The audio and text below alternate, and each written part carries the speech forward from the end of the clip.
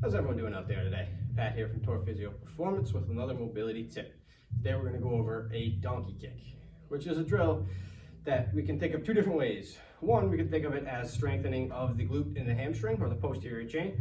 But today the reason we're primarily going over it is because the dynamic stretch or the active mobility in our hip flexors. When we're doing this drill, we're going to be pulling our leg back into extension using these muscles here. But as we're doing that, we're lengthening and we're getting a little mobility out of the front of our hip, which is very important for us because we've talked about a lot of times, the seated lifestyle that a lot of us live gets us tighter in the front, which is going to make it a lot harder for us to extend the hips aggressively, which is really important for us to use the ground to create as much force in the golf swing as possible. So, what it's going to look like today is we're going to get down on our hands and knees, moving through the glute, not through the lower back.